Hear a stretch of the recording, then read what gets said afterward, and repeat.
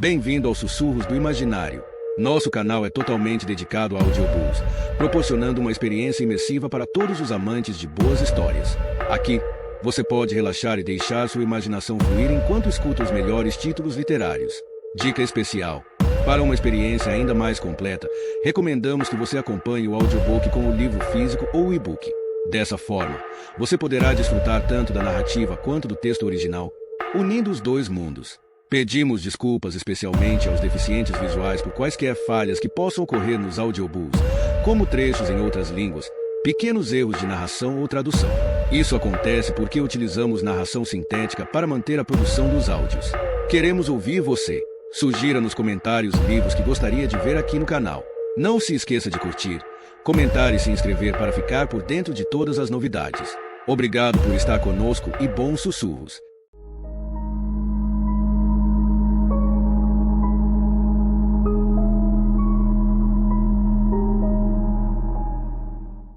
Capítulo 13. O nome parecia sucintemente inócuo àquelas pessoas que não reconhecessem o seu significado.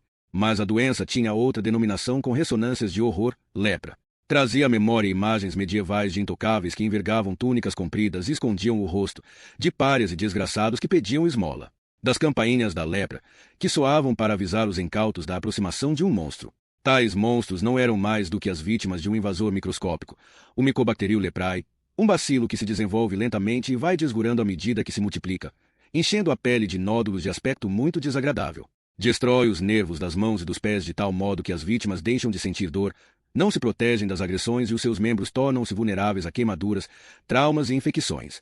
Com a passagem do tempo, a mutilação prossegue. Os nódulos engrossam e a cana do nariz abate. Os dedos das mãos e dos pés, cobertos de feridas, começam a desaparecer. E quando o doente acaba por morrer, não é sepultado no cemitério, mas banido e enterrado muito para além dos seus muros.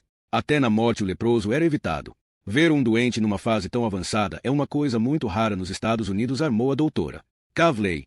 A medicina moderna conseguiria conter a doença muito antes de ela provocar este nível de desguração. A terapia dos 3 medicamentos consegue curar até os piores casos de lepra lepromatosa. Estou a partir do princípio de que esta mulher foi tratada, disse Maura, porque não vi bacilos ativos nas biópsias da pele. Sim, mas é óbvio que o tratamento chegou tarde para ela. Repare nestas deformidades: a queda dos dentes e o colapso dos ossos da face.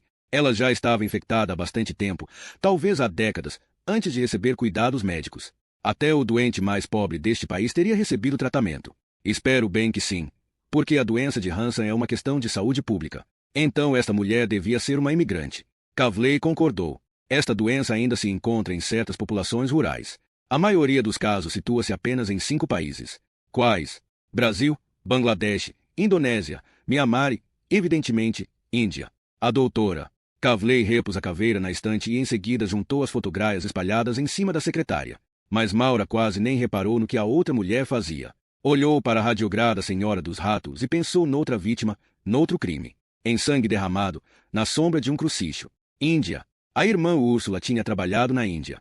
A abadia de Greystones parecia mais velha e desolada do que nunca quando Maura transpôs o portão nessa tarde. Foi a velha irmã Isabel que a conduziu através do pátio, com umas incongruentes botas de neve bem a espreitarem por baixo do hábito preto. Quando o inverno era brutal, até as freiras recorriam ao conforto da Gore-Tex. A irmã Isabel encaminhou Maura para o gabinete vazio da madre e em seguida desapareceu no corredor escuro, a arrastar os pés, deixando atrás de si um eco que se foi desvanecendo. Maura tocou no radiador de ferro fundido que se encontrava a seu lado. Estava frio. Resolveu não tirar o casaco. Passou tanto tempo que ela começou a pensar se teria sido esquecida, se a velha irmã Isabel já não se lembrava dela quando chegará ao fundo do corredor. Ouvindo os ruídos do edifício e as rajadas de vento na janela, Maura imaginou-se a passar a vida inteira debaixo daquele teto. Os anos de silêncio e oração, os rituais imutáveis. Havia um certo conforto nesse tipo de existência, pensou. Saber sempre como iria correr o dia. Nada de surpresas nem de agitação. Levantar-se da cama e vestir sempre a mesma coisa, ajoelhar-se e fazer sempre as mesmas orações, percorrer sempre os mesmos corredores escuros para ir tomar o pequeno almoço. Do outro lado dos muros, as saias das mulheres podiam subir e descer, os automóveis podiam ostentar novas formas e cores e uma galáxia mutável de estrelas de cinema apareceria e desapareceria dos ecrãs. Mas dentro daqueles muros, os rituais continuavam a ser os mesmos. Mesmo quando os corpos perdiam a reza, as mãos começavam a tremer e o mundo se tornava mais silencioso com a perda de audição. Consolo, pensou Maura. Contentamento. Sim, Estes eram motivos que justificavam o afastamento do mundo, motivos que ela compreendia. Não sentiu Mary Clement a aproximar-se e ficou sobressaltada ao ver a madre na soleira da porta, a observá-la. Reverenda madre, deduzo que tenha mais perguntas a fazer. Não é assim. Acerca da irmã Úrsula. Mary Clement entrou no gabinete, como se deslizasse, e sentou-se à secretária. Num dia tão gélido, nem ela estava imune ao frio do inverno. Por baixo do véu, trazia uma camisola de lã cinzenta bordada com gatos brancos. Cruzou as mãos sobre a secretária e tomou Maura com um ar carrancudo e não com a expressão amigável da primeira manhã. A senhora fez tudo para desestabilizar a nossa vida, para destruir a memória da irmã Camille. E agora quer repetir o processo com a irmã Úrsula. Ela havia de gostar que descobríssemos quem é o seu agressor. E que terríveis segredos imagina que ela esconde. Quais são os pecados que procura agora, doutora Isles? Não são pecados, necessariamente. Ainda há poucos dias se concentrava apenas em Camille.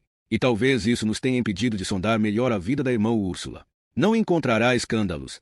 Não ando à procura de escândalos. Procuro o motivo do agressor. Para matar uma freira de 68 anos, Mary Clement abanou a cabeça. Não me ocorre nenhum motivo racional. A madre disse-nos que a irmã Úrsula cumpriu uma missão no estrangeiro. Na Índia. A mudança repentina de assunto pareceu apanhar de surpresa Mary Clement, que se mexeu na cadeira. Por que é que isso é relevante? Conte-me mais coisas. Fale-me do período em que ela esteve na Índia. Não sei exatamente o que pretende saber. Ela tinha conhecimentos de enfermagem. Sim. Trabalhou numa pequena aldeia nos arredores da cidade de Hyderabad. Esteve lá durante cerca de 5 anos. E regressou a Greystones há um ano. Em janeiro. Ela ralava muito do trabalho que lá fez? Não. Passou lá 5 anos e nunca falou das suas experiências. Nós aqui damos valor ao silêncio. Não à conversa ociosa. Não considero que falar de uma missão no estrangeiro fosse conversa ociosa. Já viveu no estrangeiro, doutora Isles. Não num belo hotel de turismo, onde os empregados mudam os lençóis todos os dias. Refiro-me a aldeias em que os esgotos correm para a rua e as crianças estão a morrer de cólera. A experiência dela lá não era um tema de conversa particularmente agradável. Disse-nos que tinha havido violência na Índia, que a aldeia em que ela trabalhava foi atacada. A madre baixou a cabeça e olhou para a pele gretada e vermelhusca das mãos cruzadas em cima da secretária. Reverenda madre, disse Maura, não sei a história toda. Ela nunca me falou disso. O pouco que sei, contou-me o padre Dolin. Quem é ele? Trabalha no arcebispado de Hyderabad. Telefonou da Índia, pouco depois de aquilo ter acontecido, para me comunicar que a irmã Úrsula regressava a Greystones, que era seu desejo voltar a viver em clausura. Recebemos-la de braços abertos, evidentemente. Esta é a casa dela. Naturalmente, era aqui que encontraria consolação. Depois de que, reverenda madre, do massacre, na aldeia de Bara, de repente, a janela estremeceu, com uma rajada de vento. Do outro lado do vidro, o dia perderá todas as cores. Via-se um muro cinzento encimado por um céu cinzento. Era lá que ela trabalhava? Perguntou Maura. Mary Clement fez um sinal armativo. A aldeia era tão pobre que não tinha telefone nem eletricidade. Viviam lá quase 100 pessoas, mas poucos se atreviam a visitá-las. Foi essa a vida que a irmã Úrsula escolheu. Servir os mais desafortunados. Maura pensou na autópsia da Senhora dos Ratos. No crânio dela, deformado pela doença. Era uma aldeia de leprosos, disse ela baixinho. Mary Clement cormou. Na Índia, consideram-nos os mais impuros de todos. São desprezados e temidos, expulsos pela família. Vivem em aldeias especiais, onde podem refugiar-se da sociedade, onde não têm de esconder a cara, onde os outros são tão deformados como eles. A madre olhou para Maura. Nem isso evitou que eles fossem atacados. Bara já não existe. A madre disse que houve um massacre. Foi o que o padre Dolin lhe chamou. Uma mortandade. Quem foi? A polícia nunca identificou os agressores. Podem ter sido membros de outras castas, ou fundamentalistas hindus, furiosos com o facto de uma freira católica viver no seio deles. Podem ter sido os tamils, ou alguém da meia dúzia de facções separatistas que se degladiam na região. Mataram toda a gente, doutora Isles. Mulheres, crianças. 2 enfermeiras da clínica. Mas Úrsula sobreviveu. Porque não estava em Bara essa noite. Tinha partido na véspera para ir buscar medicamentos a Hyderabad. Quando voltou na manhã seguinte, encontrou a aldeia reduzida a cinzas. Os operários de uma fábrica próxima também lá estavam, à procura de sobreviventes, mas não encontraram nenhum. Até os animais, as galinhas, as cabras foram chacinados e os corpos queimados. A irmã Úrsula desmaiou quando viu os cadáveres, e um médico da fábrica teve de interná-la na sua clínica até o padre Dolin chegar. Foi a única pessoa que sobreviveu em Bara. Foi uma felizarda. Uma felizarda, pensou Maura, poupada a mortandade, para regressar à abadia de Greystones e descobrir que a morte não a tinha esquecido. Que nem ali podia escapar-lhe. Os olhares das duas mulheres cruzaram-se. Não encontrará nada vergonhoso no passado dela. Apenas uma vida inteira ao serviço de Deus. Deixe a memória da nossa irmã em paz, doutora Isles. Deixe-a em paz. Maura e Risoli estavam no passeio, à porta daquele que fora o restaurante Mama Cortinas, e o vento atravessava-lhes os casacos como uma lâmina gelada. Era a primeira vez que Maura se encontrava ali de dia, e viu uma rua de prédios abandonados, cujas janelas olhavam para baixo como órbitas vazias. Mas que bela zona esta para onde você me trouxe! Exclamou Risoli, levantando a cabeça e olhando para a tabuleta descorada do Mama Cortinas. A sua Jane Doe foi encontrada aqui, na casa de banho dos homens. Estava morta há cerca de 36 horas quando a examinei. E não tem pistas que permitam identificá-la. Maura abanou a cabeça. Considerando o estado avançado da doença de Hansa, é possível que ela tivesse chegado ao país há pouco tempo. Talvez sem documentos. Risoli aconchegou mais o casaco ao corpo. Beur, disse ela em voz baixa. É o que isso me faz lembrar. O Vale dos Leprosos. Beur era apenas um ume. Mas a doença é real. Aquilo que faz a cara, as mãos, pode ser fortemente mutiladora. Era isso que aterrava os antigos. O simples facto de verem um leproso podia levar as pessoas a gritar de horror. Céus! E pensar que a temos mesmo aqui em Boston. Risoli estremeceu. Está frio. Vamos lá para dentro. Entraram no beco, pesando o caminho gelado que se formara com as pegadas de muitos agentes da autoridade. Ali podiam proteger-se do vento, mas o poço de escuridão entre os prédios era ainda mais desagradável, e reinava um silêncio lúgubre. A soleira da porta do restaurante estava vedada por toda a polícia. Maura tirou a chave e inseriu-a no cadeado, mas este não se abriu. Ela agachou-se, remexendo na fechadura gelada. Por que lhes caem os dedos? Perguntou Risoli. O quê? Quando alguém apanha lepra. Por que lhe caem os dedos? A doença ataca a pele. Essa bactéria devora a carne. Não. Atua de uma maneira diferente. O bacilo da lepra ataca os nervos periféricos e os dedos das mãos e dos pés ficam dormentes. O doente não sente dor. A dor é o nosso sistema de alarme, faz parte do nosso mecanismo de defesa contra as agressões. Sem ele, podíamos mergulhar os dedos em água a ferver e não sentiríamos a queimadura na pele, nem as bolhas a formarem-se nos pés. Podemos ferir-nos sucessivamente, o que provoca outras infecções. Gangrena. Maura calou-se, frustrada com a teimosia do cadeado. Deixe-me tentar. Maura afastou-se, agradecida, enou as mãos nas algibeiras, enquanto Risoli manipulava a chave. Nos países mais pobres, são os ratos os verdadeiros responsáveis pelas lesões nas mãos e nos pés. Risoli levantou a cabeça, franzindo o sobrolho. Os ratos, de noite, durante o sono, vão ter com os doentes à cama e roem-lhe os dedos das mãos e dos pés. Está a falar a sério.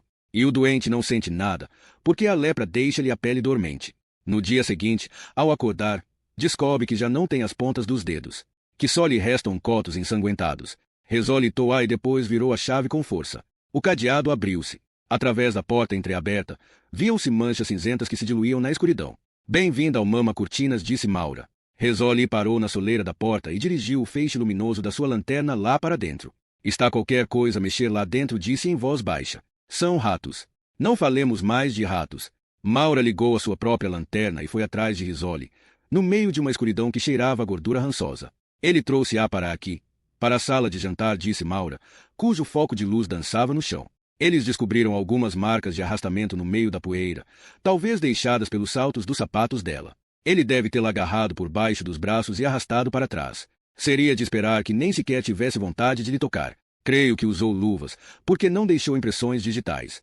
Mesmo assim esteve em contato com as roupas dela. Expôs-se à infecção. Você está a pensar como os antigos, como se o facto de um leproso lhe tocar a transformasse num monstro. A doença não se transmite tão facilmente como julga. Mas podemos apanhá-la. Podemos ficar infectados. É verdade. E a seguir verificamos que temos o nariz e os dedos das mãos a cair. A doença é curável. Há antibióticos. Não me interessa que seja curável, disse Risoli, atravessando a cozinha devagar. É de lepra que falamos. De algo saído diretamente da Bíblia. Atravessaram a porta de batentes e entraram na sala de jantar. A lanterna de Risoli descreveu um círculo e mostrou várias cadeiras empilhadas junto da parede. Embora não vissem a infestação, ouviam o restolhar. A escuridão estava viva. Por onde vamos? Perguntou Risoli. A sua voz era agora um murmúrio, como se ambas tivessem entrado em território hostil. Continue a andar. Há um corredor à direita, ao fundo da sala. Apontaram os focos de luz para o chão. Os últimos sinais de arrastamento tinham sido apagados pela passagem de todos os elementos da autoridade que ali se tinham dirigido. Na noite em que Maura comparecera no local do crime, estava acompanhada pelos detetives Crow e Sleeper. Sabia que já estava a postos um exército de peritos para entrar por ali dentro com as suas competências, as suas máquinas fotográficas e os seus pós destinados a assinalar impressões digitais. Nessa noite, ela não tivera medo. Agora, arfava. Muito perto de Rizzoli, muito consciente de que não tinha ninguém a protegê-la pelas costas. Sentiu os pelos da nuca eriçar-se, particularmente atenta a quaisquer sons, a qualquer movimento nas suas costas. Rizzoli parou, virando o feixe de luz para a direita. O corredor é este. A casa de banho cá ao fundo. Rizzoli avançou, virando a lanterna para um lado e para o outro. Ao chegar à última porta parou, como se já soubesse que o que se seguiria seria perturbante. Apontou a lanterna lá para dentro e com o olhar para as manchas de sangue no chão de mosaicos. Examinou rapidamente as paredes, a cabine da casa de banho, os urinóis de porcelana e os lavatórios manchados de ferrugem. Depois, como que atraído por uma força magnética, o feixe de luz incidiu de novo no chão, no sítio onde fora descoberto o cadáver. Um local onde ocorreu uma morte tem uma força muito especial. Muito depois de o corpo ser removido e de o sangue ser limpo, permanece ali a memória do que aconteceu. Há ecos de gritos, o odor remanescente do medo.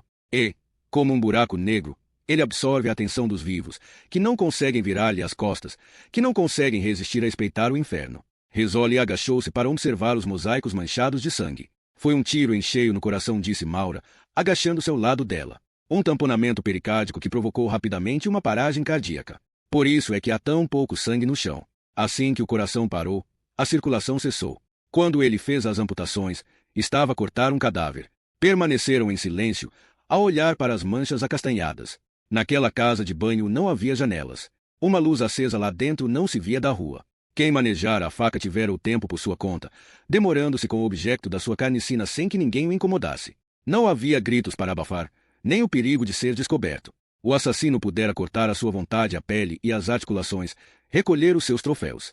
E, depois de acabar, deixará o corpo naquele local dominado pelos vermes, onde os ratos e as baratas iriam banquetear-se, fazendo desaparecer a carne que restasse. Maura levantou-se, ofegante. Embora estivesse frio no interior do prédio, tinha as mãos a suar dentro das luvas e sentiu o coração a palpitar. Podemos ir-nos embora? Perguntou ela. Espere. Deixe-me ver mais umas coisas. Não há mais nada para ver. Ainda agora chegamos, doutora. Maura olhou para o corredor às escuras e estremeceu. Sentiu uma movimentação estranha no ar, um sopro gelado que lhe eriçou os pelos da nuca. A porta, pensou ela de repente. Não fechamos a chave a porta que dá para o beco.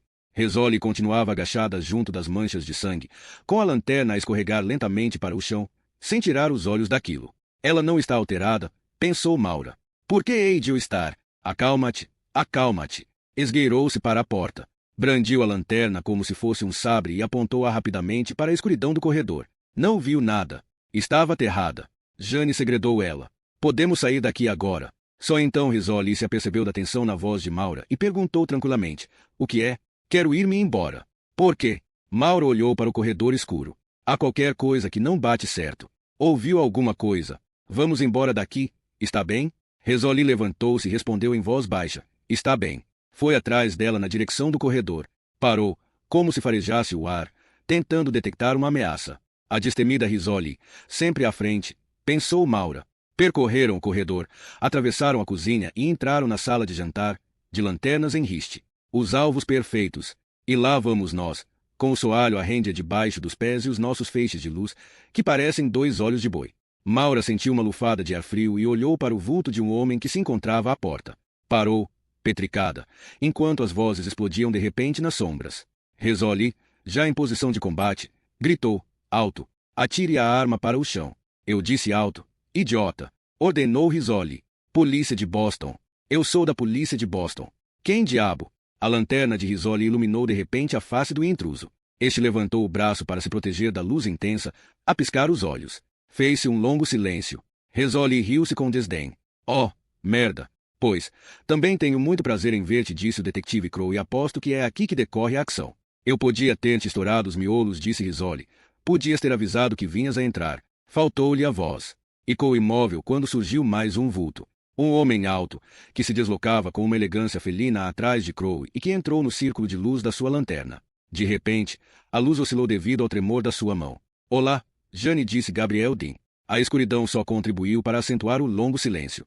Quando Rizzoli conseguiu responder, foi com um tom de voz estranho e impassível. Profissional. Não sabia que estavas na cidade. Cheguei esta manhã, de avião. Rizzoli guardou a pistola no coldre. Recompôs-se. O que estás aqui a fazer? O mesmo que tu. O detetive Crowe anda a mostrar-me o local do crime. O FBI está metido nisto. Por quê? Dee olhou à sua volta. Podemos falar nisso noutro sítio qualquer. Mais quente, pelo menos. Eu gostava de saber como é que o teu caso se cruza com este, Jane. Se conversarmos, as informações têm de circular nos dois sentidos, retorquiu Rizzoli. Com certeza. Com as cartas todas na mesa. Dean concordou. Ficarás a saber tudo o que eu sei. Olhem, deixe-me acabar de mostrar isto ao agente Dean. Encontramo-nos na sala de reuniões. Pelo menos lá teremos luz para nos vermos uns aos outros. E não estaremos de pé, com o rabo a arrefecer. Na sala de reuniões, às 2 horas. Até logo, disse Rizzoli.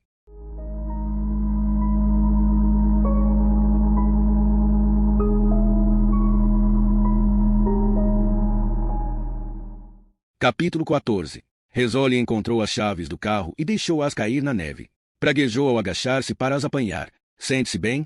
Perguntou Maura. Ele apanhou-me de surpresa. Eu não esperava. Rizzoli levantou-se e expeliu uma nuvem de vapor. Bolas. O que está ele a fazer aqui? O que diabo está ele a fazer aqui? O trabalho dele, imagino. Não estou disposta a isto. Não estou disposta a trabalhar com ele outra vez. Talvez não tenha alternativa. Eu sei. E é isso que me lixa, o facto de não ter alternativa. Rizzoli abriu as portas do carro e ambas entraram. Os bancos estavam gelados. Vai dizer-lhe o que se passa? Perguntou Maura. Mal-humorada, Rizzoli ligou o motor. Não. Ele gostaria de saber. Não estou certa disso. Não sei se algum homem gosta. Então você está a eliminar o Nau feliz. Nem sequer lhe dá uma hipótese. Rizzoli suspirou. Se fossemos pessoas diferentes, talvez houvesse uma hipótese. Não foi a outras pessoas que isto aconteceu. Foi a vocês os dois. É verdade. Que surpresa, hein? Por quê? Rizzoli calou-se, de olhos chus na estrada. Sabe o que me chamavam os meus 2 irmãos quando éramos pequenos? Perguntou ela em voz baixa. O sapo. Diziam que nenhum príncipe quereria beijar um sapo. E muito menos casar comigo. Os irmãos sabem ser cruéis. Mas às vezes dizem-nos a verdade nua e crua. Quando o agente de olha para si, não me parece que ele veja um sapo. Rizzoli encolheu os ombros. Sabemos lá o que ele vê. Uma mulher inteligente. Pois, isso é mesmo sexo. Para alguns homens é. Isso é o que eles dizem. Mas sabe uma coisa? Custa-me acreditar. Quando são confrontados com a alternativa, optam sempre pelas mamas e pelo rabo. Furiosa, Rizzoli concentrou-se na estrada. Passaram por ruas em que a neve formara uma crosta encardida nos passeios e os carros estacionados estavam cobertos de branco. Alguma coisa ele viu em si, Jane. O suficiente para desejá-la. Foi o caso em que andávamos a trabalhar. A excitação da caçada. Faz-nos sentir vivos, sabe? Quando começamos a fechar-nos, a adrenalina aumenta e tudo parece diferente. Trabalhamos com alguém 24 sobre 24 horas, tão perto que lhe conhecemos o cheiro. Sabemos como é que ele bebe o café e como é que ele faz o nó da gravata. Depois, o caso complica-se e nós enfurecemos-nos juntos e assustamos-nos juntos. E pouco depois, isto começa a confundir-se com amor. Mas não é. São apenas 2 pessoas a trabalhar numa situação tão intensa que nem conseguem diferenciar o prazer físico da emoção da caçada. Quanto a mim, foi isto que aconteceu. Conhecemo-nos na presença de alguns cadáveres. E, passado algum tempo, eu comecei a agradar-lhe. Ele não é mais do que isso para si. Alguém que começou a agradar-lhe. Merda. Ele agrada-me mesmo. Porque se você não o ama, se nem sequer se interessa por ele, então vê-lo não deveria ser tão penoso para si. Não acha? Não sei, respondeu Rizzoli, exasperada. Não sei o que sinto por ele. Isso depende de ele amar ou não. De certeza que não lhe vou fazer essa pergunta. É uma maneira de conseguir uma resposta direta. Como é o velho ditado? Se não quiseres ouvir a resposta, então não faças a pergunta. Nunca se sabe. A resposta pode surpreender-nos. Na Schroeder Plaza, pararam na cafetaria para ir buscar cafés e levaram as chávenas para cima, para a sala de reuniões. Enquanto esperavam que Crowe e Dean chegassem, Maura observou Rizzoli a vasculhar nos documentos e a procurar nos dossiês, como se neles houvesse algum segredo que ela quisesse desesperadamente descobrir. Às 2:15, ouviram o toque frouxo do elevador e depois as gargalhadas de Crowe no átrio. Rizzoli impertigou-se. À medida que as vozes dos homens se aproximavam, o olhar dela concentrava-se ainda mais nos documentos. Quando Dean apareceu à porta, Rizzoli não levantou logo a cabeça, como se recusasse a reconhecer o seu poder sobre ela. Maura conhecera o agente especial Gabriel Dean no M de agosto, quando ele fazia parte da equipa que investigava o assassínio de casais ricos na zona de Boston. Dean, Um homem de estatura imponente, inteligente e de poucas palavras, começara rapidamente a dominar a equipa e o seu conito com Rizzoli, a responsável pela investigação, era quase garantido a partida. Maura fora a primeira a ver esse conito transformar-se em atração. Reparara nas primeiras faíscas, vira os olhares que trocavam sobre os corpos das vítimas. Percebera os rubores de Rizzoli, a sua insegurança. As primeiras fases do amor são sempre pródigas em confusão, assim como as últimas. Dean entrou na sala e olhou de imediato para Rizzoli. Vestia fato e gravata, e o seu aspecto contrastava fortemente com a blusa machucada e o cabelo desgrenhado de Rizzoli. Quando ela levantou a cabeça, foi para lhe deitar um olhar quase de desal. Pois aqui estou. É pegar ou largar. Arrogante, Crowe dirigiu-se para a cabeceira da mesa. Muito bem, está cá a malta toda. É tempo de mostrar o que valemos, disse ele, olhando para Rizzoli. Ouçamos primeiro o FBI, disse ela. Dean abriu a pasta que trouxera para a sala. Tirou um dossiê e fê-lo deslizar por cima da mesa em direção a Rizzoli. Essa fotografia foi tirada há 10 dias em Providence, Rhode Island, disse ele. Rizzoli abriu o dossiê. Maura, sentada ao lado dela, teve uma panorâmica completa da fotografia. Fora tirada no local do crime, mostrava um homem, enrolado em posição fetal, dentro do porta-bagagem de um automóvel. Viam-se pingos de sangue no tapete castanho claro. Curiosamente, o rosto da vítima estava intacto, de olhos abertos, a pele lívida e com derrames violáceos. A vítima chamava-se Howard Redeld, 51 anos, branco, divorciado, natural de Cincinnati, disse Dean. A causa da morte foi um único ferimento de bala, que atravessou a têmpora esquerda. Além disso, apresentava fraturas múltiplas nas duas rótulas, provocadas por uma arma romba, possivelmente um martelo. Também tinha queimaduras graves nas duas mãos, que estavam atadas com tagomada atrás das costas. Ele foi torturado, concluiu Rizzoli. Foi. Durante muito tempo. Rizzoli recostou-se na cadeira, muito pálida. Maura era a única pessoa presente na sala que conhecia o motivo daquela palidez e toá com preocupação. Viu a luta desesperada que se travava no rosto dela para controlar o enjoo. Foi encontrado morto no porta-bagagem do seu próprio carro, acrescentou Dean. O automóvel estava estacionado a cerca de 2 quarteirões da estação dos autocarros de Providence. Fica perto de 1 hora e meia de caminho daqui. Mas pertence a outra jurisdição, disse Crowe. Dean concordou. Por isso é que esta morte não vos chamou a atenção. É possível que o assassino tenha levado esse carro para Providence com a vítima lá dentro, o tenha deixado lá e tenha apanhado um autocarro de regresso a Boston. De regresso a Boston? Mas por que acha que ele partiu daqui? Perguntou Maura. É só um palpite. De facto, não sabemos onde é que o assassínio foi cometido. Nem sequer sabemos ao certo qual foi o paradeiro de Mr. Redeld nas últimas semanas. Ele vive em Cincinnati, mas aparece morto em Nova Inglaterra. Não há rastro do cartão de crédito dele, nem se sabe por onde andou. Sabemos que levantou uma grande quantia da sua conta há um mês, e que depois saiu de casa. Parece ser alguém que anda a fugir e que não quer ser encontrado, comentou Maura. Ou alguém que está assustado. Dee olhou para a fotografia. E, como é óbvio, tinha motivos para isso. Fale-nos mais desta vítima, pediu Rizzoli, que conseguirá controlar-se e olhava agora para a fotografia, sem pestanejar. Mr. Redeld foi vice-presidente da Octagon Chemicals, responsável pelas operações no estrangeiro, explicou Dean. Há 2 meses, demitiu-se da empresa, obviamente por razões pessoais. A Octagon? Perguntou Maura. Tem sido notícia. Essa empresa não está a ser investigada pela Comissão do Mercado de Valores Mobiliários. Dean fez um sinal armativo. A comissão levantou um processo civil contra a Octagon, alegando múltiplas violações que envolvem bilhões de dólares em transações ilegais. Bilhões? Uau! Exclamou Rizzoli. A Octagon é uma grande multinacional, com vendas anuais da ordem dos 20 bilhões de dólares. Estamos a falar de peixe graúdo. Rizzoli olhou para a fotografia. E esta vítima navegava nessas águas. Ele conhecia-a por dentro. Acham que ele era um problema para a Octagon. Há 3 semanas, Mr. Redeld marcou uma reunião com responsáveis do Departamento de Justiça. Pois, ele era mesmo um problema para a empresa, disse Crowe, soltando uma gargalhada. Ele pediu que a reunião se realizasse aqui, em Boston. Por que não em Washington? Perguntou Rizzoli. Ele disse-lhes que havia outras pessoas que queriam prestar declarações, que isso tinha de ser feito aqui. Só não sabemos por que é que ele contactou o Departamento de Justiça e não apelou diretamente à Comissão do Mercado de Valores Mobiliários, porque partimos do princípio que o caso estava ligado à investigação da Octagon. Mas não tenho a certeza. Não, porque ele não compareceu à reunião. Nessa altura já estava morto. Bem, se isto parece um contrato e cheira a contrato, disse Crowe. O que tem isso a ver com a senhora dos ratos? Perguntou Rizzoli. Já lá chego. A senhora fez a autópsia. Qual foi a causa da morte? Perguntou Dean, virando-se para Maura. Um ferimento de bala no peito, respondeu Maura. Os fragmentos da bala perfuraram o coração, provocaram uma grande hemorragia no pericárdio e o coração parou. Aquilo há que se chama um tamponamento cardíaco. E qual foi o tipo de bala utilizada? Maura lembrou-se da radiografia ao tórax da Senhora dos Ratos. A dispersão dos fragmentos, como uma galáxia de estrelas espalhadas pelos pulmões. Era uma glase de ponta azul, respondeu ela. Um cartucho de cobre com chumbos. Fragmenta-se no interior do corpo, com poucas hipóteses de penetração total. Maura calou-se e depois acrescentou. É um projétil devastador. Dee olhou para a fotografia de Howard Redeld, enrolado e coberto de sangue no porta-bagagem do carro, e abanou a cabeça. Mr. Redeld foi morto com uma bala glase de ponta azul, disparada pela mesma arma que matou a sua Jane Doe. Por instantes, ninguém falou. Depois, Rizzoli disse, incrédula. Mas acabaram de admitir que se trata de um assassínio contratado. É a maneira como o Octagon lida com quem fala demais.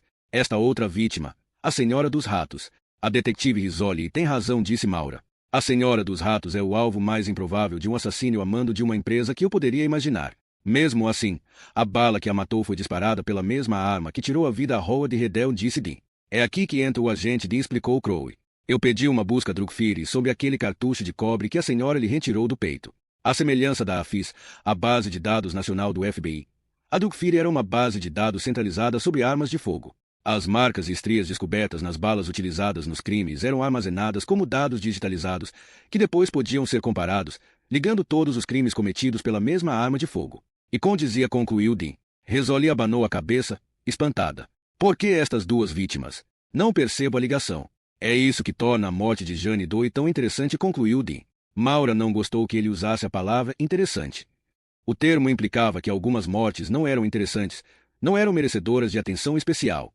Com certeza que as vítimas não seriam da mesma opinião. Concentrou-se na fotografia, uma terrível mancha de sangue em cima da mesa de reuniões. A nossa Jane Doe não pertence a esta história, disse ela. Por quê, doutora Isles? Existe uma razão lógica. Howard Redeld foi assassinado. É provável que quisesse denunciar ilegalidades no âmbito da investigação da comissão. Os sinais de tortura indicam-nos que a sua morte não foi apenas algo que correu mal num caso de fraude. O assassino pretendia qualquer coisa dele. Uma retribuição? Talvez. Ou uma informação. Mas como é que a nossa Jane Doe, muito provavelmente uma imigrante ilegal, se encaixa nisto? Por que havia alguém de desejar a sua morte? Essa é a questão, não é verdade? Dee olhou para Rizzoli. Sei que tem um caso que também pode estar ligado a este. O olhar atrapalhou Rizzoli, que abanou a cabeça com nervosismo. É mais um que parece completamente desconexo. O detetive Crowe disse-me que foram atacadas duas freiras no convento. Em Jamaica Plain, continuou Dean. Mas o assassino não utilizou uma arma de fogo. As freiras foram agredidas a cacetada, talvez com um martelo. Parece ter sido um ataque de fúria. Algum tarado que detesta mulheres. Talvez fosse o que ele queria que nós pensássemos. Talvez quisesse ocultar a ligação com estes homicídios. Pois, então a coisa resultou. Segundo o diagnóstico da doutora Isles, Jane Doe tinha lepra. Parece que uma das freiras que foi atacada, a irmã Úrsula, trabalhou numa aldeia de leprosos, na Índia. Uma aldeia que já não existe, disse Maura. Dee olhou para ela. O quê? Pode ter sido um massacre religioso. Foram chacinadas cerca de 100 pessoas e a aldeia foi incendiada. Maura fez uma pausa. A irmã Úrsula foi a única pessoa da aldeia que sobreviveu. Rizzoli nunca tinha visto Gabriel Dean tão surpreendido. Em geral, era ele que mantinha os segredos e fazia as revelações. Esta nova informação remeteu temporariamente ao silêncio. Atirou-lhe mais uma. Creio que a nossa Jane Doe pode ter vindo dessa mesma aldeia na Índia. Mas tinhas admitido que ela fosse hispânica, disse Crowe. Foi apenas um palpite baseado na pigmentação da pele. Então mudas o palpite para que se ajuste às circunstâncias. Não. Mudo devido ao que descobrimos na autópsia.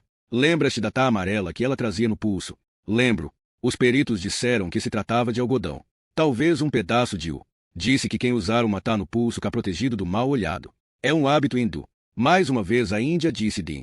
Maura concordou. Tudo vai dar à Índia. Uma freira e uma imigrante ilegal com lepra. Que ligação podem ter elas com um contrato de assassínio? Interpôs Crowe, abanando a cabeça. Não se contratam profissionais a não ser que haja muito a ganhar. Ou muito a perder, acrescentou Maura. Se todas estas mortes forem assassínios contratados, podem ter a certeza de uma coisa, disse Dean. A evolução da vossa investigação será acompanhada com muito cuidado. Vocês têm de controlar todas as informações relativas a estes casos, porque alguém está a vigiar tudo o que a polícia de Boston anda a fazer. E a mim também, pensou Maura, arrepiada. E a sua visibilidade era tão grande. Nos locais dos crimes, nos noticiários televisivos. No carro, estava habituada a estar debaixo do olho dos mídia, mas agora admitia que outros olhos pudessem andar a observá-la, a seguir-lhe os passos, e lembrou-se do que sentirá na escuridão do mama-cortinas, a sensação fria de medo da presa, quando se apercebe de que está a ser perseguida. Tenho de ver esse outro local, o convento, onde as freiras foram atacadas. Podes levar-me lá? Perguntou Dean, olhando para Risoli. Risoli não respondeu logo. Ficou imóvel, sem tirar os olhos da fotograia de Howard Redeld, morto e enrolado no porta-bagagem do seu próprio carro. Jane. Ela respirou fundo e endireitou-se na cadeira, como se de súbito tivesse descoberto uma nova reserva de coragem. De força. Vamos embora. Acho que somos de novo uma equipa, disse ela, levantando-se e olhando para Dean.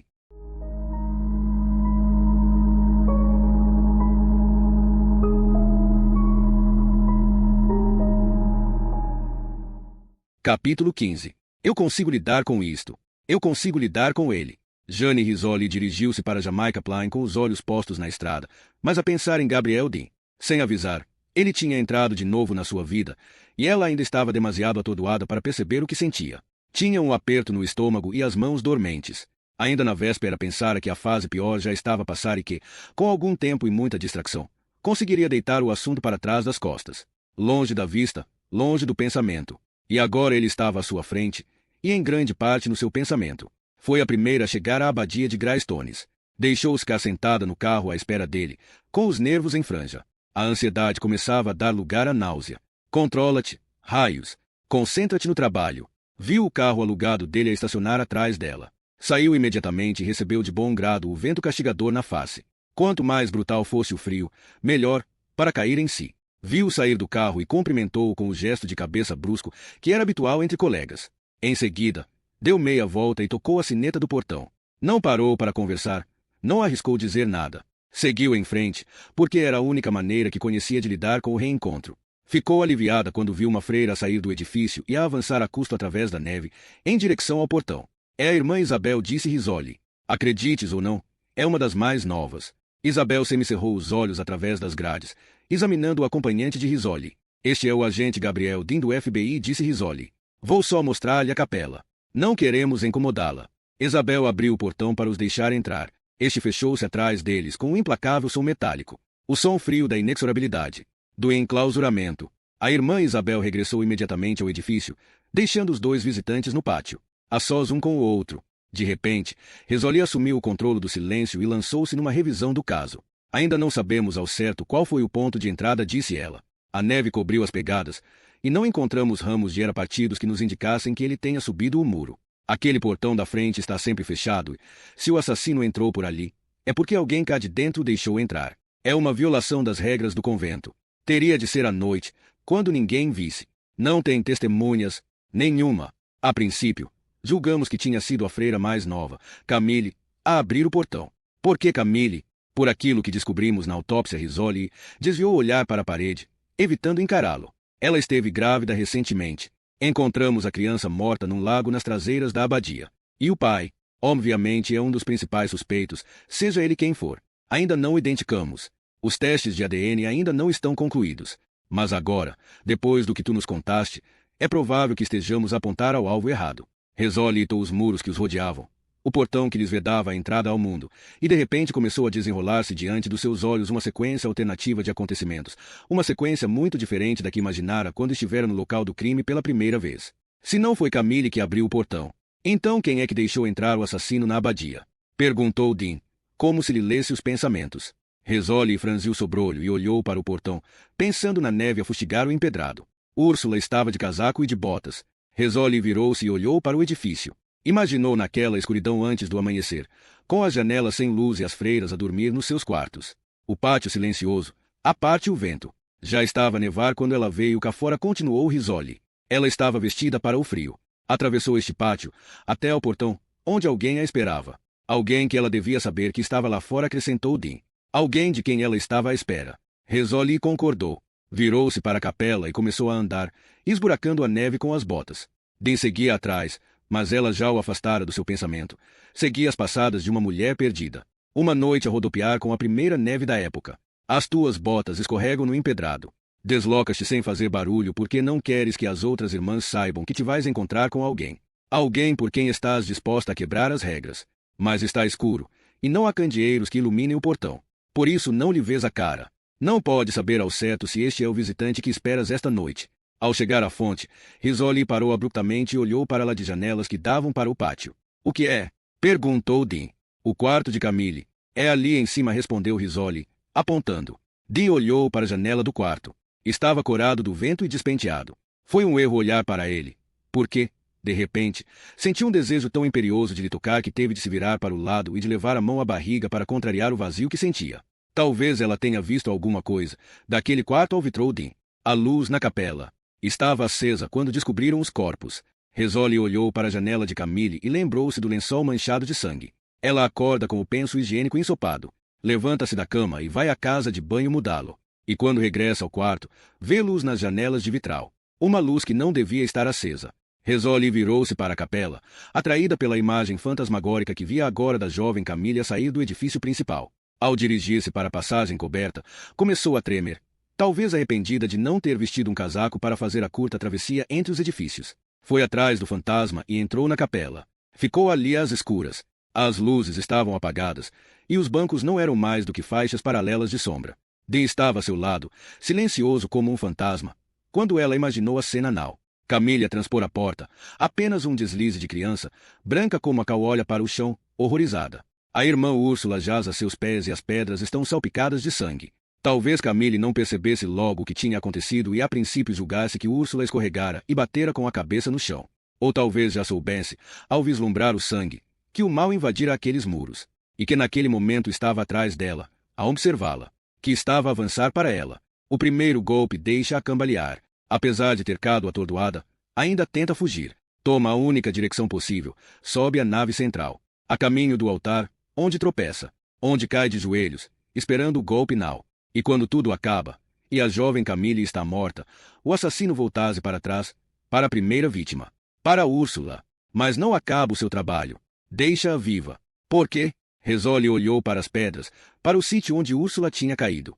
Imaginou o agressor a agachar-se para colmar a morte. Ficou imóvel, ao lembrar-se de repente do que a doutora Isles lhe havia dito. O assassino não sentiu a pulsação, disse ela. O quê? A irmã Úrsula não tinha pulsação na carótida do lado esquerdo. Ele julgou que ela estava morta, continuou Risoli. Tando, subiram a nave central e passaram pelas las de bancos, seguindo os últimos passos de Camille. Aproximaram-se do local em que ela tinha caído, junto do altar. Ficaram ali em silêncio, de olhos postos no chão. Embora não vissem nada às escuras, ainda devia haver vestígios de sangue nas fendas entre as pedras. A tremer, Risoli levantou a cabeça e viu que Dean a observava. Não há mais nada para ver aqui. A menos que queiras falar com as irmãs, disse ela. Quero falar contigo. Estou aqui. Não, não estás. A detetive Risoli é que está aqui. Eu quero falar com a Jane. Ela riu-se.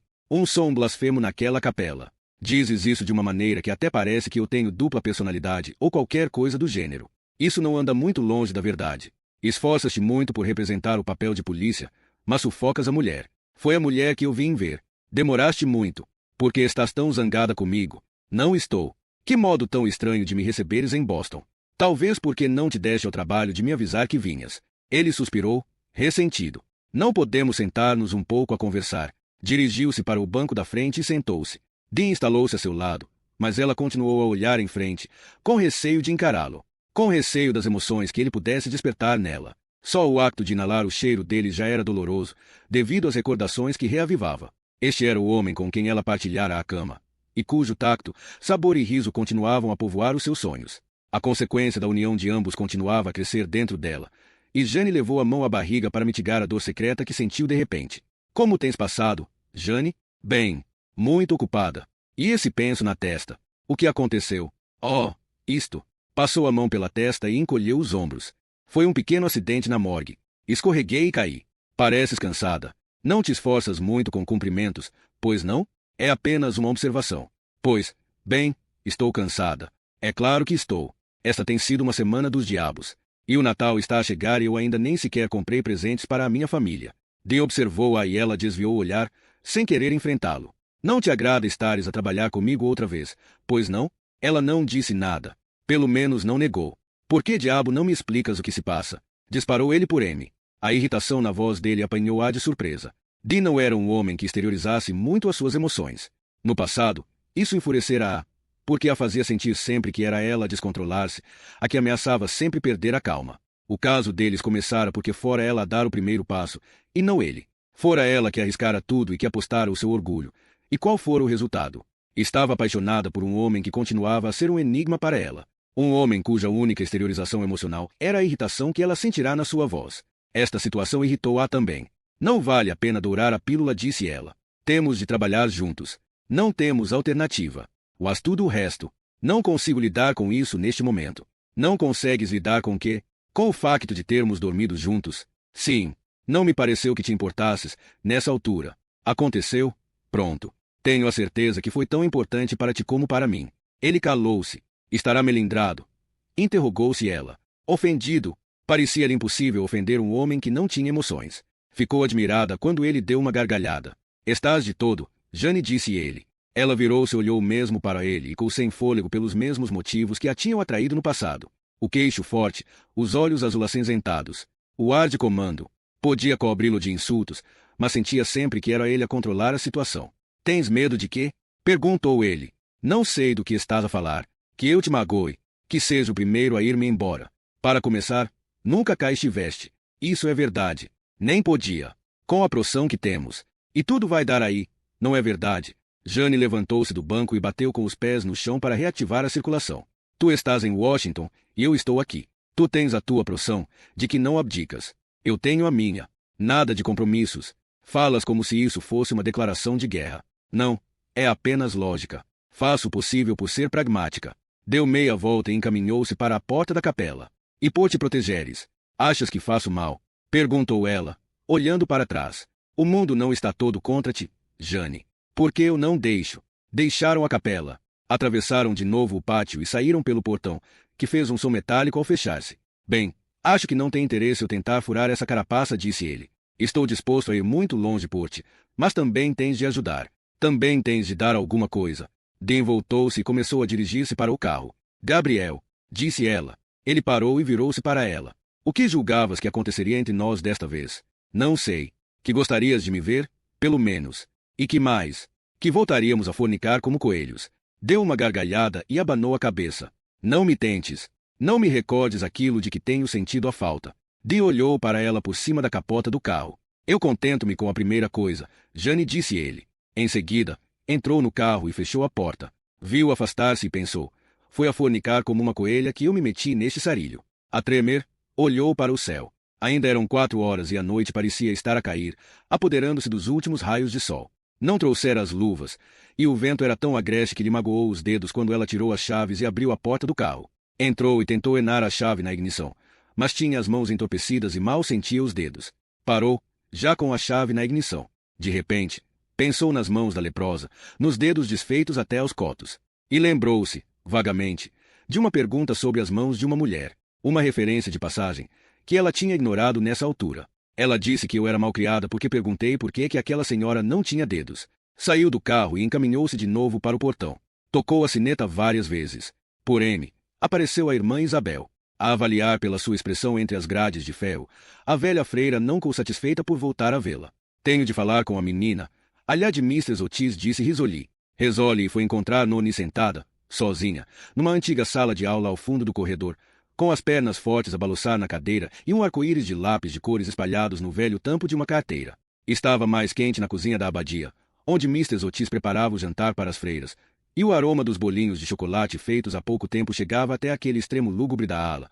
Mas Noni optara por se refugiar naquela sala fria, longe da língua-ada e dos olhares reprovadores da mãe. A menina parecia nem dar pelo frio. Tinha na mão um lápis verde-limão e manuseava-o como qualquer criança, muito concentrada, com a língua de fora, desenhando faíscas a sair da cabeça de um homem. Vai explodir, disse Noni. Os raios da morte estão a cozer-lhe a cabeça. Ele vai rebentar, como quando cozemos coisas no micro-ondas e elas explodem, tal e qual. Os raios da morte são verdes? Perguntou Jane. Noni levantou a cabeça. Deviam ser de outra cor? Não sei. Sempre pensei que os raios da morte fossem, digamos, prateados.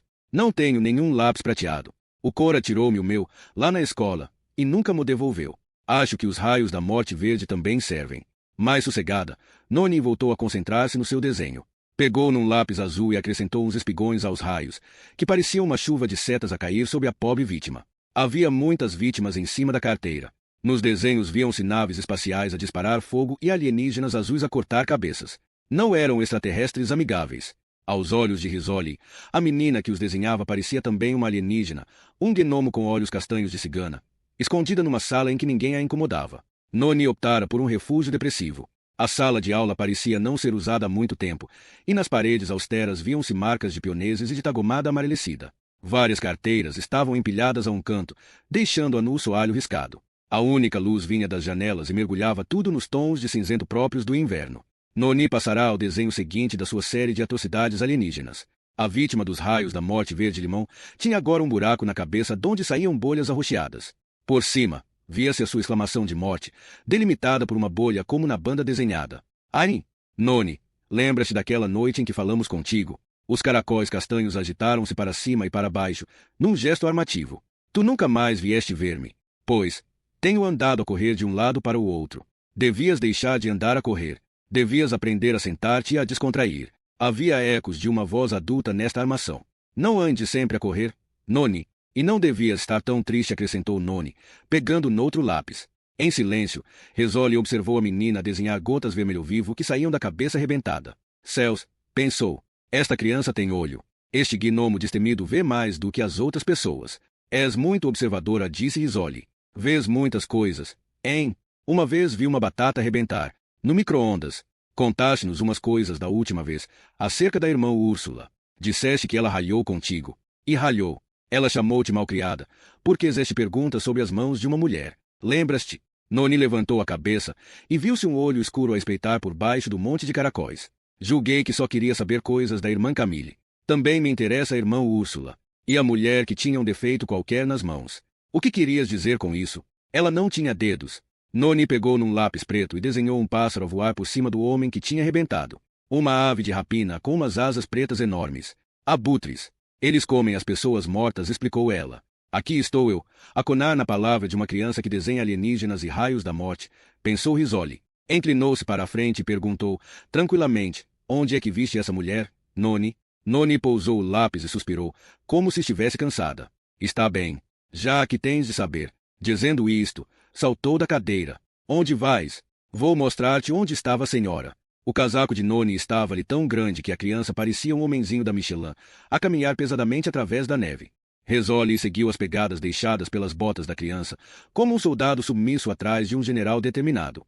Atravessaram o pátio e passaram pela fonte, onde a neve se acumulara em camadas como se fosse um bolo de noiva. A criança parou junto do portão e apontou. Ela estava ali, do lado de fora do portão. Sim, tinha um lenço grande a tapar-lhe a cara. Parecia o assaltante de um banco. Então não lhe viste a cara? Noni abanou a cabeça, agitando os caracóis. Essa senhora falou contigo? Não, o homem é que falou. Risoli itou-a. Ela vinha com o homem. Ele pediu-me para os deixar entrar, porque eles precisavam de falar com a irmã Úrsula. Mas é contra o regulamento, e eu disse-lhes, se uma irmã não cumprir o regulamento, é expulsa. A minha mãe diz que as freiras não têm mais nenhum sítio para onde irem. Portanto, cumprem sempre o regulamento, com medo de caírem na rua. Noni fez uma pausa. Levantou a cabeça e acrescentou com um certo orgulho, mas eu ando sempre na rua. Isso é porque não tens medo de nada. És destemida, pensou Risoli. Noni começou a descrever uma linha na neve com as botinhas cor-de-rosa, marchando com a precisão de um soldado. Cortou um galho e desenhou metade de um rosto, apagando a linha paralela com os pés. Ela julga que é invencível, pensou Risoli. Mas é tão pequena e vulnerável. Não passa de uma pequerrucha dentro de um casaco enfunado. E o que aconteceu depois, Noni? A criança voltou para trás a arrastar os pés e parou de repente, a olhar para as botas cobertas por uma camada de neve. A senhora passou uma carta através do portão. Noni inclinou-se para a frente e acrescentou em voz baixa. E eu vi que ela não tinha dedos. Entregaste essa carta à irmã Úrsula. A menina fez um sinal armativo. E ela veio cá fora. Logo. E falou com eles. Noni abanou a cabeça. Por quê?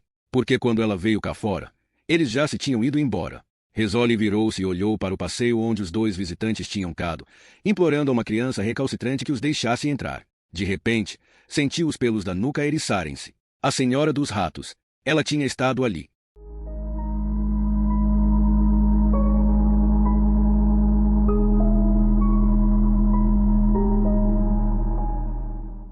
Capítulo 16. Risoli saiu do elevador do hospital, passou pela placa onde se lia todos os visitantes deverão identificar-se à entrada. Atravessou as portas duplas e entrou na unidade de cuidados intensivos. Era 1 hora da manhã, e as luzes estavam reduzidas ao mínimo para assegurar o sono dos doentes. Saída diretamente do corredor bem iluminado, encontrou um espaço em que as enfermeiras eram vultos sem rosto. Só um dos compartimentos destinados aos pacientes tinha a luz acesa, que a atraiu como se fosse um farol. A agente negra que estava no exterior do compartimento cumprimentou Risoli. Olá, detetive. Chegou cá depressa. Ela já disse alguma coisa. Não pode. Ainda tem aquele tubo enado na garganta. Mas está acordada. Tem os olhos abertos e ouvi a enfermeira dizer que ela faz o que lhe pedem. Toda a gente está admirada por ela ter acordado. O guincho do alarme do ventilador obrigou Risoli a espreitar através da entrada do compartimento o grupo de pessoal médico concentrado à volta da cama. Reconheceu o neurocirurgião, o Dr. Yuen, e o internista, o Dr. Sutcliffe, cujo rabo de cavalo louro era um pormenor desconcertante naquele conjunto de profissionais de aspecto austero. O que se passa aqui? Não sei. É algo relacionado com a pressão arterial. O Dr. Sutcliffe chegou aqui quando as coisas começaram a complicar-se. Depois apareceu o Dr. Yuen, e, desde então, tem estado sempre de volta dela. A agente abanou a cabeça. Não me parece que aquilo esteja a correr bem. Aquelas máquinas não se calam. Bolas. Não me digam que vamos perdê-la precisamente quando ela acorda. Risoli enou-se no compartimento, onde o brilho intenso da luz era penoso para os seus olhos cansados. Não conseguiu ver a irmã Úrsula, que estava escondida pelo pessoal, mas viu os monitores à cabeceira da cama. O ritmo cardíaco saltava como uma pedra à superfície da água. Ela está a tentar arrancar o tubo endotraqueal, exclamou uma enfermeira. Até-lhe melhor essa mão. Úrsula, descontraia-se. Tente descontrair-se. As sístoles desceram para 80. Por que está ela tão afogueada? Perguntou Yuen. Olhem para a cara dela. O médico olhou de relance quando o ventilador guinchou. Demasiada resistência ao ar, explicou uma enfermeira. Ela está a lutar com o ventilador. A tensão está a descer, Dr. Yuen. Está com 80 sístoles. Vamos dar-lhe uma gota de dopamina. Já. De repente, uma enfermeira reparou que Risoli estava à porta. Minha senhora, vai ter de sair. Ela está consciente? Perguntou Risoli. Saia do compartimento. Eu trato disto, disse Sutcliffe. O médico agarrou-a por um braço, e o seu gesto não foi nada meigo quando a pôs fora do compartimento. Fechou a cortina, impedindo-a de ver a doente. Naquela semi-obscuridade, Risoli sentiu o olhar das enfermeiras, que a observavam dos seus diversos postos na unidade de cuidados intensivos. Detetive Risoli, tem de deixar-nos fazer o nosso trabalho, disse Sutcliffe. Também estou a tentar fazer o meu. Ela é a nossa única testemunha. E encontra-se em estado crítico. Temos de deixar passar esta crise e só depois alguém poderá falar com ela. Mas ela está consciente? Está. Compreende o que se está a passar? O médico não respondeu logo. À luz fraca da UCI, Risoli não conseguiu ler a sua expressão. Distinguiu apenas os ombros largos e o reeixo esverdeado dos olhos devido à proximidade dos monitores. Não tenho a certeza. Francamente, nunca esperei que ela recuperasse a consciência. Porque está a tensão arterial a descer. É um dado novo. Há pouco ela começou a entrar em pânico, talvez devido ao tubo endotraqueal. É uma sensação assustadora. Sentirmos um tubo na garganta, mas é necessário para ajudá-la a respirar. Demos-lhe Valium quando a tensão disparou. Depois, de repente, começou a descer. Uma enfermeira arredou a cortina do compartimento e chamou. Dr. Sutcliffe. Sim, a tensão não está a reagir, mesmo com dopamina. Sutcliffe regressou ao compartimento. Através da porta aberta, Risoli assistiu ao drama que se desenrolava a poucos metros dela. A freira tinha os punhos cerrados, e os tendões dos braços pareciam cordas esticadas enquanto ela tentava libertar-se dos atilhos que lhe prendiam as mãos às grades da cama. Tinha o cimo da cabeça envolvido em ligaduras e a boca estava escondida pelo tubo endotraqueal, mas o rosto era bem visível. Parecia inchado, e a face estava muito corada. Presa como uma múmia naquela profusão de gás e de tubos, Úrsula tinha os olhos de um animal acossado, com as pupilas dilatadas pelo medo, e virava-os freneticamente ora para a esquerda ora para a direita, como se procurasse fugir. As grades da cama abanavam como as de uma gaiola quando ela puxava os atilhos. Todo o seu corpo se afastou da cama e, de repente, soou o alarme cardíaco. Risoli olhou para o monitor, onde viu uma linha horizontal. Está bem, exclamou Sutcliffe. Ela só desligou um dos cabos. O médico voltou a ligar-o e a frequência do ritmo cardíaco reapareceu no ecrã.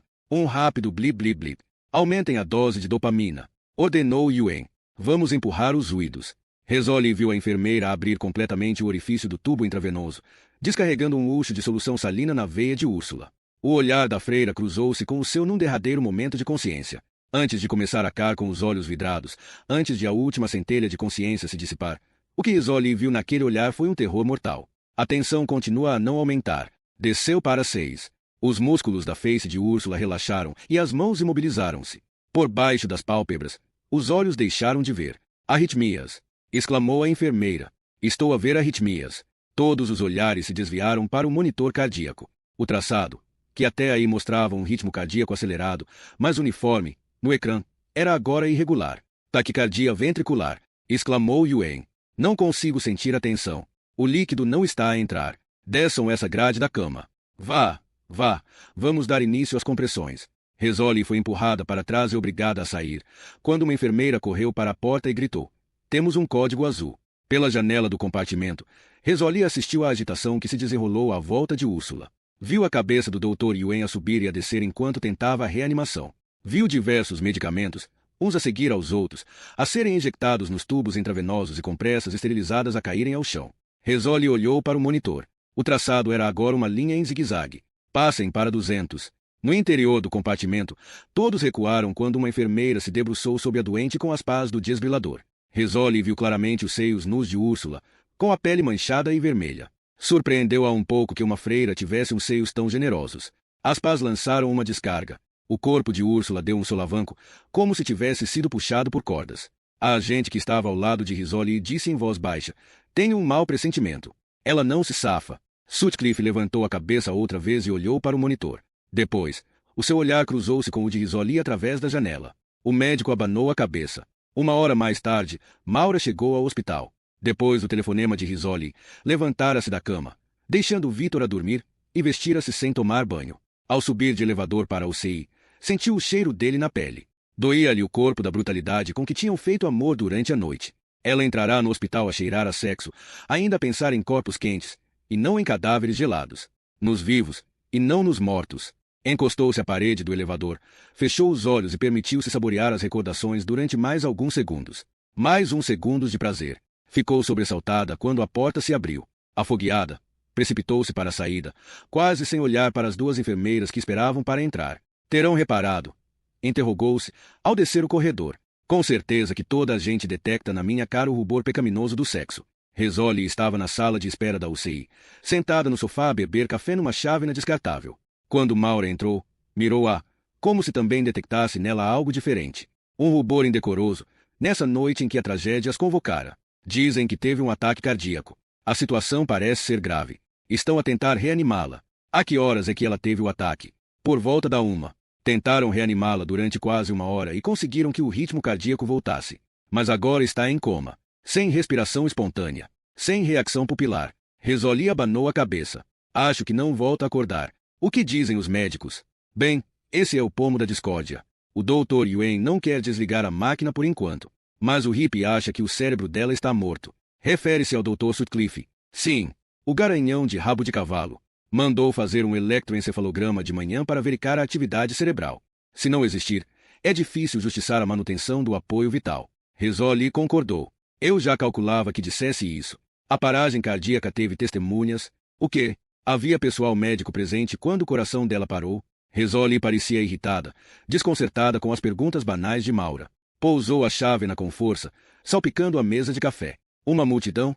Por sinal, eu também lá estava. O que provocou o ataque? Disseram que a tensão começou por subir e que o pulso descarrilou. Quando cheguei, a tensão já estava a descer, e foi então que o coração parou. Portanto, todo o processo teve testemunhas. A televisão estava ligada, mas sem som. Transmitia o noticiário da CNN, e na banda que se deslocava na parte inferior do ecrã, Risoli leu: funcionário descontente ao veja 4 pessoas em fábrica de automóveis na Carolina do Norte. Derrame de produtos químicos tóxicos no descarrilamento de um comboio no Colorado. Uma série de desastres em todo o país. E aqui estamos nós, 2 mulheres cansadas, a tentar que tudo corra bem esta noite. Maura sentou-se no sofá ao lado de Risoli. Como vai, Jane? Parece desanimada. Sinto-me terrivelmente mal. Como se tivesse esgotado todas as minhas energias. E não me restasse nada. Bebeu o último gole de café e atirou a chávena para o cesto dos papéis, mas falhou a pontaria.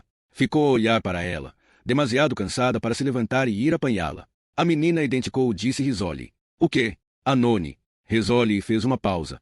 Gabriel foi muito meigo com ela, o que me surpreendeu. De certo modo, Eu não esperava que ele tivesse jeito para crianças. Você sabe como ele é, impenetrável, tenso, mas sentou-se ao lado dela e conseguiu que ela fosse comer-lhe a mão. Desviou o olhar, pensativa, mas depois recompôs-se. Ela reconheceu a fotograia de Howard Redeld. Foi ele que esteve em Greystones, que acompanhou Jane Doe. Rezou e fez um gesto armativo. Foram lá os dois, e tentaram entrar, vê-la. Maura abanou a cabeça. Não percebo. O que tem estas três pessoas a ver umas com as outras? Essa é uma pergunta que só a irmã Úrsula podia responder. Rezoli levantou-se e vestiu o casaco. Dirigiu-se para a porta, mas depois parou e olhou para Maura. Ela chegou a acordar, sabe? A irmã Úrsula, antes de sofrer o ataque, ela abriu os olhos.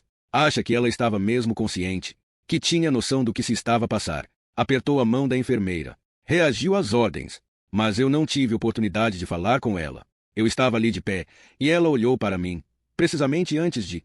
Calou-se, como se o pensamento a abalasse. Fui a última pessoa que ela viu. Maura dirigiu-se para a unidade de cuidados intensivos. Passou por monitores com luzes verdes a pulsar e pelas enfermeiras que cochichavam no exterior dos compartimentos resguardados por cortinas. Quando era interna e estava de turno, as suas visitas a deshoras ao UCI eram sempre ocasiões de ansiedade e um doente a morrer, uma crise que exigia a sua decisão rápida. Mesmo após todos estes anos, ao entrar na UCI sentiu que o pulso acelerava. Mas nessa noite não a esperava nenhuma crise de natureza clínica. Estava ali para verificar as consequências. Encontrou o Dr. Sutcliffe à cabeceira de Úrsula, a escrever qualquer coisa na chá clínica da doente. A caneta dele imobilizou-se, com o bico encostado ao papel, como se tivesse dificuldade em redigir a frase seguinte. Dr. Sutcliffe. Ele olhou para ela. No rosto bronzeado viam-se novas rugas de cansaço. A detetive Risoli pediu-me que viesse aqui. Disse-me que tenciona desligar a máquina. Você está a antecipar-se. Mais uma vez respondeu ele. O Dr. Yuen resolveu esperar mais 1 ou 2 dias. Quer ver primeiro o eletroencefalograma. É irônico, não é? Há páginas e páginas sobre os últimos dias dela neste mundo. Mas a história da vida dela cabe num pequeno parágrafo. Há qualquer coisa de errado nisto. De obsceno. Pelo menos você conhece os seus doentes quando eles ainda respiram. Eu nem sequer tenho esse privilégio. Não me parece que eu gostasse do seu trabalho, doutora Isles. Há dias em que nem sequer penso nisso. Então por que o escolheu? Por que preferiu os mortos aos vivos? Eles merecem atenção. Querem que saibamos por que é que morreram. O Dr. Sutcliffe olhou para Úrsula. Se você quer saber o que correu mal neste caso, eu posso dar-lhe a resposta. Não fomos suficientemente rápidos. Ficamos aqui a observar o estado de pânico da doente e devíamos tê-la sedado. Se a tivéssemos acalmado mais cedo. Está a dizer que ela sofreu um ataque cardíaco devido ao pânico. Foi assim que começou. Primeiro, uma subida rápida da tensão arterial e das pulsações. Depois, uma descida brusca da tensão, e começaram as arritmias. Levamos 20 minutos a recuperar o ritmo cardíaco, o que mostra o eletrocardiograma. Um infarto do miocárdio agudo. Ela está em coma profundo. Não tem reações pupilares. Não reage à dor. É quase certo que sofreu lesões cerebrais irreversíveis. É um pouco cedo para fazer essa armação, não é? Eu sou realista. O Dr. Yuen tem esperança que recupere, mas ele é um cirurgião. Quer as suas estatísticas cor-de-rosa. Se o doente sobreviver à operação, ele pode averbar mais um êxito, mesmo que o doente que em estado vegetativo. Maura aproximou-se da cama e franziu o sobrolho ao ver a doente. Por que está ela tão edematosa? Administramos-lhe vários medicamentos por via intravenosa durante o ataque, para tentar que a tensão arterial subisse. É por isso que ela tem a cara inchada. Maura examinou os braços de Úrsula e reparou numas pústulas avermelhadas. Parecem vestígios de urticária. Que medicamentos é que ela tomou? A mistura habitual que administramos durante os ataques cardíacos para combater as arritmias. Dopamina. Acho que você deve pedir uma despistagem medicamentosa e toxicológica. Desculpe, esta paragem cardíaca não tem explicação. E esta urticária parece uma reação aos medicamentos. Não costumamos pedir despistagens toxicológicas só porque um doente sofre um ataque cardíaco. Neste caso, deve pedir. Por quê? Acha que cometemos algum erro? Que lhe demos alguma coisa que não devíamos? O Dr. Sutcliffe parecia agora na defensiva. A fadiga estava a dar lugar à irritação. Ela é testemunha de um crime, lembrou Maura. A única testemunha. Passamos os últimos 60 minutos a tentar salvar-lhe a vida. E agora você insinua que não conta em nós. Ouça, eu estou apenas a tentar ser cuidadosa. Está bem. Vou mandar fazer a despistagem, só por sua causa. Disse, fechando a chá e saindo do compartimento. Maura deixou-se cara a observar Úrsula, que jazia banhada na luz suave e sepulcral do candeeiro da cabeceira. Não viu nenhum dos objetos habituais que eram apanágio de uma operação de reanimação. As seringas usadas, os frascos e as compressas esterilizadas que se utilizavam sempre numa situação daquele tipo tinham sido levados. O peito da doente subia e descia apenas devido ao ar vindo dos foles do ventilador, que lhe entrava à força nos pulmões. Maura pegou numa lâmpada de fenda e examinou os olhos de Úrsula. Nenhuma das pupilas reagiu à luz. Ao endireitar-se, sentiu de repente que alguém a observava. Virou-se para trás e ficou admirada ao ver o padre Broff à porta. As enfermeiras telefonaram-me, disse ele. Pensaram que pode ter chegado a hora. Tinha olheiras profundas e a barba por fazer escurecia-lhe o queixo. Como era habitual, vestia o seu fato de sacerdote, mas trazia a camisa amarrotada. Maura imaginou a acordar àquela hora, a levantar-se da cama e a vestir-se à pressa, a pegar naquela camisa e a deixar o calor do seu quarto. Quer que saia? Perguntou ele. Posso voltar mais tarde? Não, faça o favor de entrar, padre. Eu ia apenas rever a chá. Ele obedeceu e entrou no compartimento. O espaço tornou-se de repente demasiado exíguo, demasiado íntimo. Maura pegou na chá clínica que Sutcliffe ali deixará. Sentou-se num banco ao lado da cama e apercebeu-se mais uma vez do seu próprio cheiro, interrogando-se se Broff também o sentiria. O cheiro de Victor, do sexo. Broff começou a rezar e ela fez um esforço para se concentrar nos apontamentos das enfermeiras. 0.15. Sinais vitais. Tensão arterial 13,9. Pulsação 80. Olhos abertos. Faz movimentos com sentido. Aperta a mão direita a pedido. Dr. Yuen e Dr. Sutcliffe detectaram alteração do estado mental. 0.43. Tensão arterial 18,10. Pulsação 120. Dr. Sutcliffe esteve aqui. Doente agitada e a tentar arrancar tubo endotraqueal. 0.50. Tensão arterial sistólica desceu para 11. Afogueada e muito agitada. Dr. Yuen esteve aqui. 0.55. Tensão arterial sistólica 8,5. Pulsações 180. Tubo intravenoso totalmente aberto. À medida que a tensão arterial descia, os apontamentos tornavam-se mais concisos e a letra mais apressada, até se transformar em gatafunhos quase legíveis. Maura imaginou a sucessão dos acontecimentos naquele compartimento. A luta desordenada para encontrar sacos intravenosos e seringas. A enfermeira correr de um lado para o outro para ir buscar os medicamentos. As compressas esterilizadas abertas à pressa, os frascos esvaziados, as dosagens corretas freneticamente calculadas. Tudo isso enquanto a doente se debatia e a tensão arterial descia a pique. 01.00. Código azul acionado.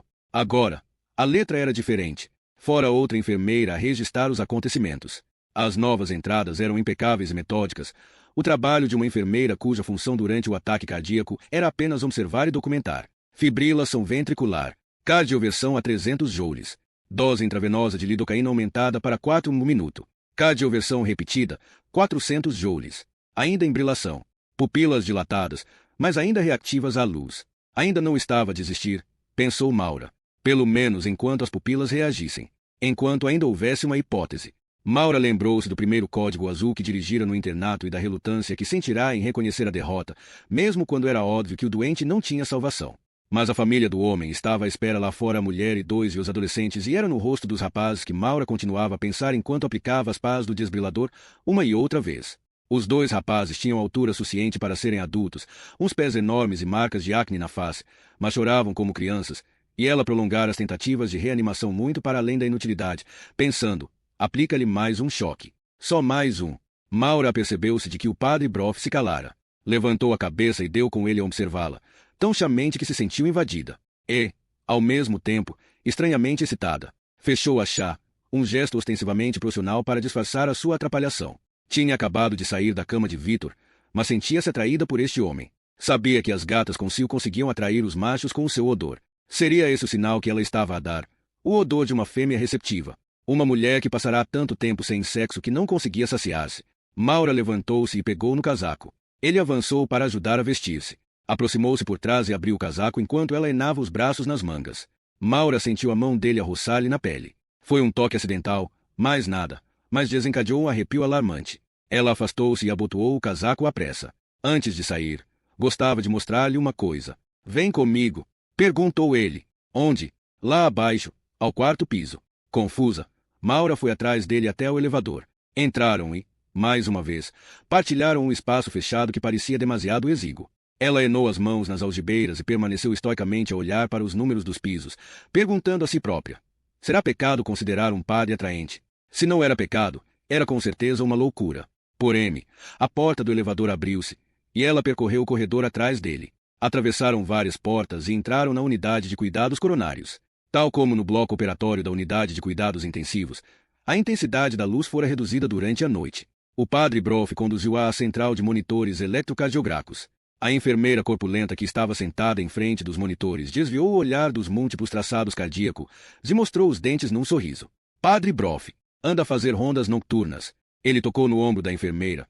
Um gesto fácil e familiar que denunciou uma amizade confortável. Maura lembrou-se da primeira vez que vira Broff a atravessar o pátio cheio de neve sob o quarto de Camille. Ele pousara uma mão animadora no ombro da velha freira que o cumprimentara. Era um homem que não tinha receio de oferecer o calor do seu contato. Boa noite, Kathleen, disse ele, com a cadência suave do irlandês de Boston. A noite tem sido calma. Até agora sim, longe vá o agouro. As enfermeiras pediram-lhe que viesse ver alguém. Não é nenhum dos seus doentes. Estivemos lá em cima, na unidade de cuidados intensivos. Eu trouxe a doutora Isles cá abaixo para irmos fazer uma visita. Às 2 da manhã, Kathleen riu-se e olhou para Maura. Ele dá cabo de si. Este homem não tem descanso. Descanso? O que é isso? Perguntou Broff. É uma coisa de que nós, pobres mortais, precisamos. Broff olhou para o monitor. E como vai o nosso Mr. DeMarco? Ah, o nosso doente especial. Amanhã vai ser transferido para a enfermaria. Eu diria que ele está a evoluir muito bem. Broff apontou para a linha eletrocardiográfica da cama 6, que avançava serenamente no ecrã. Ali, disse ele, tocando no braço de Maura, que sentiu a respiração dele no seu cabelo. Era isto que eu queria mostrar-lhe. Por quê? Perguntou Maura. Mr. DeMarco é o homem que salvamos, no passeio. O homem que você admitiu que não sobreviveria. É o nosso milagre, o seu e o meu. Não é necessariamente um milagre. Já me tenho enganado. Não a surpreende que este homem vá sair do hospital. Maura olhou para ele na intimidade silenciosa da penumbra. Já não há muitas coisas que me surpreendam. Desculpe que lhe diga. Maura não queria ser cínica, mas foi assim que a frase lhe saiu, o que a levou a perguntar a si própria se o teria decepcionado. Por qualquer motivo, parecia ser importante para ele que ela demonstrasse alguma admiração, e ela limitara-se a contemplá-lo com o equivalente verbal de um encolher de ombros. No elevador, quando desciam, Maura disse: Eu gostava de acreditar em milagres, padre. Sinceramente. Mas receio que o senhor não consiga alterar a opinião de uma velha cética. Ele reagiu com um sorriso. A senhora foi contemplada com uma mente brilhante, e é claro que deve fazer uso dela. Fazer as suas próprias perguntas e encontrar as suas próprias respostas. Tenho a certeza que o senhor faz as mesmas perguntas que eu. Todos os dias. Mas aceita o conceito de divino. Nunca sente a sua fé abalada. Seguiu-se uma pausa. A minha fé? Não. Com ela posso o contar. Maura detectou alguma incerteza na voz dele e tou. Então, o que questiona? Ele encarou-a, com um ar que pareceu ir direito à mente dela, ler-lhe os pensamentos contra a sua vontade. A minha força. Às vezes, questiono a minha própria força, respondeu ele serenamente. Lá fora, sozinha no parque de estacionamento do hospital, Maura recebeu lufadas castigadoras de ar frio. O céu estava limpo e as estrelas brilhavam intensamente. Entrou no carro e deixou-se ficar sentada enquanto o motor aquecia, tentando compreender o que se acabará de passar entre ela e o padre Broff. Absolutamente nada. Anal. Mas ela sentia-se culpada, como se tivesse acontecido alguma coisa. Culpada e entusiasmada. Percorrendo as ruas resplandecentes de gelo, foi para casa pensar no padre Broff e em Victor. Saíra cansada, agora. Estava desperta e agitada, com os nervos à flor da pele, e sentia-se mais viva do que nunca. Arrumou o carro na garagem e já ia a despir o casaco quando entrou em casa. Já ia a desabotoar a blusa quando se dirigiu para o quarto. Victor dormia profundamente, sem saber que ela estava ao pé dele, a despir-se. Nos últimos dias, passará mais tempo em casa dela do que no quarto do hotel, e agora parecia pertencer à cama dela. A vida dela, a tremer de frio. Maura enou-se debaixo dos lençóis, que estavam deliciosamente quentes, e a frescura da sua pele contra a dele fê-lo mexer-se. Umas carícias, uns beijos, e ele acordou completamente, excitado. Maura recebeu-o, incitando-o, e, embora estivesse debaixo dele, não era por submissão. Desfrutou o seu próprio prazer, tal como ele, reclamando que lhe era devido com um grito abafado de triunfo. Mas quando fechou os olhos e sentiu o clímax dele dentro de si, não pensou apenas no rosto de Victor, mas também no do padre Broff. Uma imagem passageira que não se consolidava, que ia e vinha, ao ponto de ela não saber a quem pertencia. Pertencia a ambos, e a nenhum,